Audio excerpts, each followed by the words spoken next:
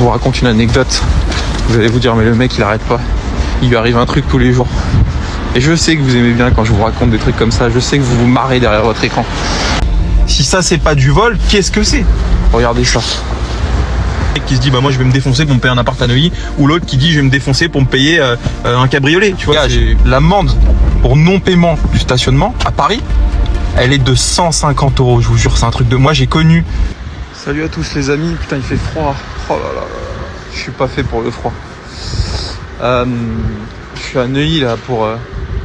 J'ai rendez-vous pour visiter des parkings là pour mettre mes bagnoles dans une conciergerie. Et je suis dans le quartier de Bagatelle à Neuilly. Bon, pour ceux qui sont pas de Paris, ça va pas vous parler. Mais on est pour moi dans le plus beau quartier de Neuilly. Neuilly pour moi est la plus belle ville d'Île-de-France. Enfin en tout cas une ville qui présente quand même enfin, c'est calme, c'est safe, c'est beau. Regardez ça. Regardez-moi. Je dirais une petite ville. Bon, les immeubles, il y en a des beaux, des moins beaux, mais regarde ça. C'est incroyable ça. Et je vous le dis, mon objectif, il faut des objectifs. C'est que dans, 5 ans. 5 ans c'est bien, pas plus. Parce que je vais pas quand même attendre 40 ans pour me payer un duplex ou un triplex à Neuilly. Faut pas déconner, mais ouais, ça serait de me payer un bel appartement ici, tu vois. Un 150 mètres carrés, ça suffit.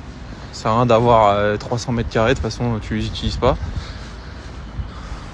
À Neuilly, à Bagatelle. Incroyable. Incroyable. Franchement, qu'est-ce que tu veux de plus? Ça et un appartement à New York. Et puis, ça fait le tour de la question. Ouais, ça vaut à peu près 150 mètres carrés ici. Je dirais que ça vaut 2 bars 5. Je vais être à entre 15 et 20 le mètre carré ici. Impeccable. T'imagines ce que t'as en Bretagne pour ce prix-là? Enfin, la Bretagne, c'est pas le bon exemple, c'est cher. Et tu vois, à Orléans, je crois qu'il n'y a rien à 3 millions d'euros. Il n'y a rien. Je crois qu'en Sologne, tu dois avoir des châteaux à bien plus cher, mais je parle, tu vois. Enfin bref, vous avez compris quoi. Non, c'est fou, j'adore. C'est calme, c'est un petit village. Regarde, t'as une petite boulangerie ici. T'as une petite boulange là. T'as le bois de Boulogne, mais on le voit pas, qui est collé là-bas. Non, c'est génial. Et là, je pense que t'es bien. Bon, bref. Les amis, je vais vous raconter une petite anecdote après, là, dès que je remonte dans ma bagnole. Je vais visiter les parkings là. Et ensuite, je vous raconte une anecdote. Vous allez vous dire, mais le mec, il arrête pas. Il lui arrive un truc tous les jours. Et je sais que vous aimez bien quand je vous raconte des trucs comme ça. Je sais que vous vous marrez derrière votre écran. Ouais les amis, il faut que je vous raconte un peu l'histoire. Alors, j'ai reçu il y a 2 jours un PV pour non-paiement du stationnement à Paris. Le jour de Noël, j'étais allé avec ma GT3 RS dans Paris pour faire des courses de Noël. Je crois que c'était pour ça. Oui, c'était même pour ça. Et bon, je sais pas payer le stationnement. C'est vrai que je prends jamais l'habitude de payer le stationnement parce qu'avec le Taycan, c'est gratuit. Et puis, je sais pas, je suis pas un mec qui paye son stationnement. Je suis un joueur, tu vois. Mais donc j'assume totalement de m'être pris un PV, c'est pas le sujet, hein. Je m'en plains pas, le stationnement est payant, n'est pas le sujet. Mais les gars, l'amende pour non-paiement du stationnement à Paris, elle est de 150 €. Je vous jure, c'est un truc de moi. J'ai connu l'époque où l'amende pour non-paiement du stationnement était à 11 €. Et donc bon, déjà c'est un truc de fou. Je trouve que. Et tu sais, je vais lancer un débat parce que, vous me connaissez, je suis obligé de débattre sur tout. Mais en gros, bon déjà je trouve que 150 € c'est du vol, clairement. Et je comprends pas, enfin je pense que les montants des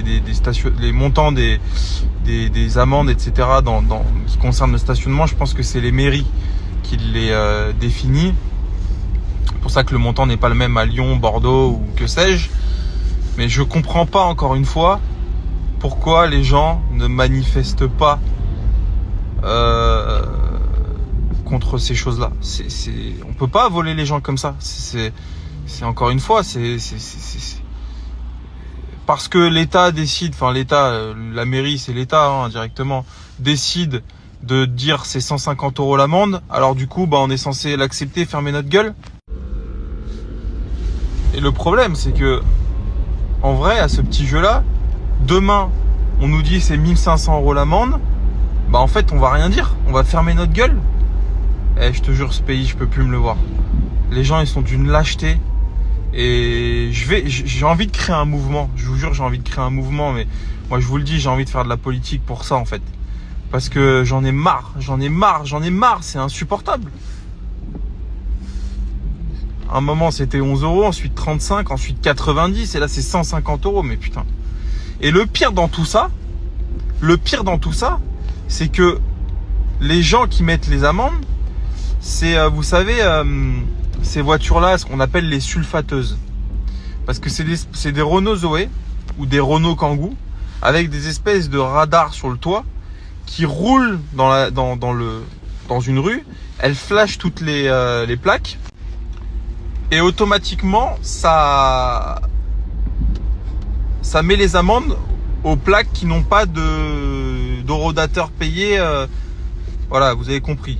Donc sur une rue, et souvent tu les vois en plus, je vous jure, c'est des gros porcs dans leur... Je suis désolé, je parle mal, mais et on va en venir le débat d'après, mais c'est des gros tas de merde dans leur Kangoo, tu sais, qui passent leur journée à rouler dans Paris comme ça, ils sont payés 1500, 1800 € avec l'argent du contribuable, à 4 dans la bagnole, ils doivent se raconter des conneries pendant une journée, tu vois, et les gens sont payés pour rien foutre déjà, pour rouler comme ça dans les rues, machin, et ils sont payés pour, on appelle ça comme on veut, mais moi j'appelle ça du vol, pour voler les gens. En vient le débat suivant.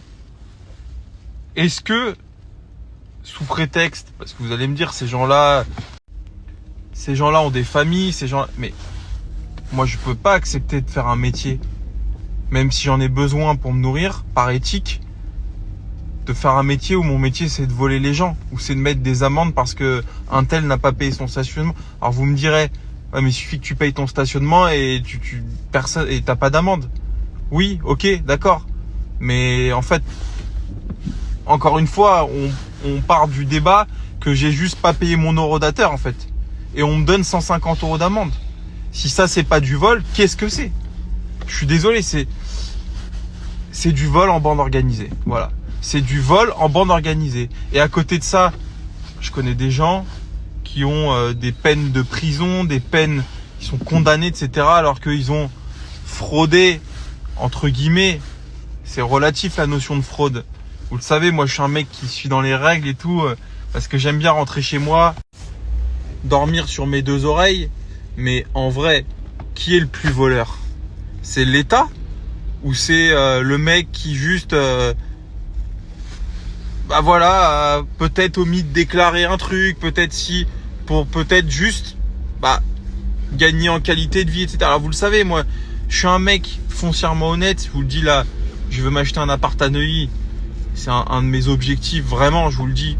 C'est con, je pense pas que je serais plus heureux, mais bon voilà, j'ai des objectifs, c'est personnel, on doit même pas me juger pour ça, t'en as leur objectif, c'est de courir un marathon. Je trouve ça aussi honorable qu'un mec qui se dit moi je vais me défoncer pour me payer un appart à Neuilly, ou l'autre qui dit je vais me défoncer pour me payer un cabriolet. Tu vois, c'est chacun fait comme il veut et mais au final, moi je suis fier de me dire que mais tu te dis mais combien d'argent tu t'es fait voler par l'État, parce qu'en fait le plus gros voleur de France, c'est pas les gens qui fraudent, machin, c'est l'État. Je vous jure, c'est l'État. Et bon, ce que je vous dis, c'est pas nouveau. Je veux pas lancer une polémique, je veux pas lancer un débat interminable. Tout ça, on le sait. Mais quand on voit que, voilà, 150 € le truc de stationnement, quand on voit que, certaines choses, on est plus dans la contribution, on n'est plus contribuable là. On est pillé. On est les gens pillés par l'État. Sauf que comme ça s'appelle l'État, du coup c'est légal. Du coup on doit rien dire. Mais je comprends pas pourquoi le peuple ne se rebelle pas. On est 70 millions de Français. On est moins à pouvoir manifester. Sur les 70 millions, il y a des enfants, il y a des retraités, mais on doit être au moins 40 millions à pouvoir aller dans la rue pour manifester pacifiquement. Je veux pas brûler des bagnoles, je veux pas agresser des gens, je veux pas taper des policiers. C'est pas du tout le but. Mais en vrai, je vous le jure, et c'est pour ça que plus je mûris, et ça va vous choquer ce que je veux dire, mais à l'époque, quand il y avait les gilets jaunes, j'étais déjà sur les réseaux sociaux, je disais ouais, ces mecs-là, ils nous emmerdent. Parce qu'au final, les gilets jaunes, c'était pas tous, mais moi je me rappelle à cette époque-là, j'habitais à Cannes. À Cannes, il y avait un gros rond-point, et tu voyais les mecs des gilets jaunes, ils faisaient des barbecues à griller des merguez. Ils faisaient rien d'autre. Mais c'est dommage que ce mouvement-là n'ait pas été un peu plus sérieux dans la démarche, et qu'il ait été porté vers des gens, faut le dire, un peu bêtes, qui n'ont pas su dire les bonnes choses au bon moment et se battre pour les bonnes raisons. Mais en vrai, il nous faut un mouvement gilet jaune 2.0 avec des têtes politiques qui soient puissantes, qui sachent parler, qui sachent donner les vraies raisons, tu vois. Il y en a ras-le-bol, c'est pas possible. On peut pas continuer comme ça. On peut pas, nous, on se démène, on travaille, on se tue à la tâche, et t'as un enculé en surpoids dans un Renault Kangoo qui fout rien de sa vie et qui va voler 150 €, un mec qui a juste pas payé le rodateur pendant 15 minutes parce qu'il allait acheter des cadeaux à sa famille. Enfin, tu t'imagines l'image quand même, elle est incroyable. Et donc c'est épouvantable, je vous jure, c'est épouvantable. Et je m'en fous encore une fois des 150 €, c'est comme la comptable qui me prélève 1000 balles parce que bah voilà. Mais encore une fois, je vous jure, il y a un truc qui tourne pas rond dans ce pays. Il y a des trucs qui vraiment ne tournent pas rond. Et moi, à côté de ça, là j'ai changé de compte là. Parce que j'avais plein de comptes bancaires sur ma boîte, donc bref, c'est un détail, mais j'avais ma TVA de novembre, elle a été prélevée sur le compte que j'ai clôturé, ce qui fait que le temps de faire le changement de compte, j'ai eu un mois de TVA qui a été rejeté. Non pas pour manque de provision, mais parce que mon compte en banque était fermé. Et là, je reçois des courriers des impôts avec des majorations. Direct, boum, majoration. Sans chercher à comprendre. C'est un truc de ouf. J'ai payé... Là, cette année, avec mes deux sociétés, je pense que je vais payer à peu près 120 000 € d'IS. Et je dirais en moyenne 120 000 € de TVA. CFE, URSSAF, mes impôts perso. On va être à pas loin. Et encore, c'est rien. Je crois que Cyril Hanouna, il disait que juste lui, ses sociétés, ça représentait genre des millions d'euros d'impôts. Donc, moi, je suis un petit joueur. Mais je pense que cette année, on va pas être loin. Peut-être pas du demi-million d'euros de cotisation en tout genre, mais on va être autour de 300 000 €. Parce qu'on va dire que je suis prélevé de 5 000 € de TVA par société, donc ça fait 10 000 par mois. Donc ça fait 120. Je dois payer 70 S pour chaque société, 240, mes impôts perso, mes trucs. Ouais, je pense qu'on est à 400 000 € de cotisation. Mais non, t'as un putain de gros porc dans un Kangoo qui va me dire, bah lui, il a pas payé son eurodateur, on va lui prendre 150 €. Et en plus, comme il a une Porsche, avec un aileron et un truc qui semble un peu cher, on va se faire plaisir de le faire. C'est épouvantable. C'est épouvantable. On devrait vivre dans un pays où un mec qui a une Porsche comme ça, il a le droit de pas payer l'eurodateur. Je vous jure. Vous allez vous dire, mais t'es fou et tout. Mais je vous jure, je le pense. Parce que le mec qui a une Porsche comme ça, c'est un mec qui a bossé, qui fait vivre des gens, qui recrute, qui crée de la valeur ajoutée dans la société, qui véhicule. Donc lui, il a le droit de pas payer l'eurodateur. Je vous jure. C'est comme ça que ça devrait marcher. Mais ça marche dans l'autre sens. C'est insupportable. Donc je vous le dis, les amis. Moi, je me donne 10 ans dans ce pays pour prendre beaucoup d'oseille. Tu sais pourquoi? Pas parce que j'aime mon pays, mais au final, j'aime quoi? J'aime la bouffe. J'aime... mais je commence à plus aimer même la culture. Elle commence... Les gens, les trucs, ça commence à me fatiguer en fait, tu vois. Donc, je me laisse 10 ans pour prendre beaucoup d'oseille. C'est un objectif pour moi de le faire en France parce que je veux pas être lâche en disant ouais, en France il y a trop d'impôts donc je vais ailleurs pour gagner de l'oseille. Moi je suis un mec capable, tu me mets partout, même dans une jungle, j'arrive à gagner de l'oseille et à faire des choses. C'est là où la vie elle est passionnante. Mais comme en France, je pense que c'est plus dur qu'ailleurs, c'est possible, attention. Pas oublier que l'homme le plus riche du monde, il est français. Bon, entre Elon Musk et lui, mais vous voyez où je veux en venir. Donc, faut pas faire les incapables en disant en France c'est pas possible de réussir. Bien évidemment que c'est possible. Mais comme c'est très dur, c'est un objectif personnel pour moi de me dire tu vas réussir en France. Et après, je me casse. J'investis mon oseille à l'étranger et toute la valeur que j'ai créée en France, terminé, direction l'étranger. Je sais pas où, mais je vous jure, je finirai pas ma vie en France. Je le jure devant Dieu. Et c'est dommage, on va priver du contribuable, on va priver de l'État de plusieurs millions d'euros d'impôts parce que c'est ce que je vais payer un jour dans ma vie. Je vous le dis, hein, tout ça, je le pense, c'est pas de l'arrogance, c'est ce qui va se passer. Tout ça parce que un putain de gros porc en surpoids dans un Renault Kangoo, entre autres, aura décidé que lui, il a une Porsche, lui, on va lui mettre 150 euros d'amende. Voilà. Et à un moment, la tendance, elle va s'inverser.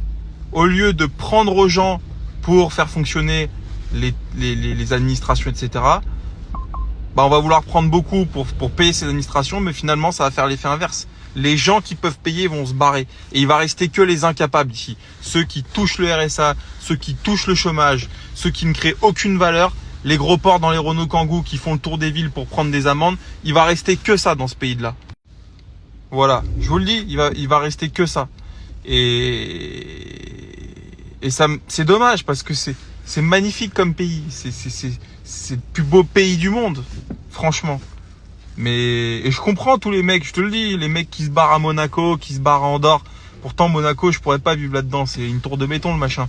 Mais en vrai, à Monaco, je regardais les émissions je regardais les vidéos de JMK avec le prince de Monaco. Moi, j'ai du mal à savoir ce qu'ont les monégasques. Enfin, cette admiration qu'ils ont vers le prince, c'est comme ça. Je pense que c'est un peu la culture chez eux. Mais en vrai, quand je vois le prince de Monaco, moi j'adore. Le mec, il est super cool, il est pas arrogant. Tu sens que c'est à côté de Macron, il est arrogant, frère, avec ses rouflaquettes, il donne des leçons à tout le monde. C'est insupportable. Pourtant, j'ai voté Macron. Mais tu vois, je regardais, bon, c'est pas pareil, encore une fois, Monaco, c'est beaucoup plus petit, il y a beaucoup de riches, donc mais je regardais une vidéo de Seb Delaney, c'est un pote à moi, Seb, ça fait longtemps qu'on s'est pas vu, mais à l'époque, je connaissais bien Seb. Mais bon, bref, Seb Delaney avec Raoul, qui est aussi un copain à moi, Raoul, que vous connaissez tous. Et il disait, à Monaco, t'as une activité, t'es entrepreneur, tu vas avoir les services de la principauté, tu leur dis j'ai besoin de ça. Bah, au lieu de te dire tu vas payer, ils te disent bah on va trouver des solutions pour vous développer dans votre société. En l'occurrence, Raoul avait besoin de parking. Ouais, je disais donc il avait besoin de parking et donc voilà la principauté l'a aidé à trouver des parkings pour développer sa structure et ça en France c'est un truc que tu verrais nulle part parce qu'en France tu vas voir ton comment dire ta chambre des commerces pour leur dire j'ai besoin de ça, on va dire bah faut payer ta TVA, faut payer ton truc, et en fait on va pas t'aider, au contraire on va t'enfoncer. Donc c'est très compliqué. C'est comme ça. Quand on vit dans un pays, il faut l'accepter. Mais il y a des choses compliquées à accepter, je vous jure. 150 € l'amende par un gros tas, c'est pas possible. Bon bref, bonne journée. Encore une fois.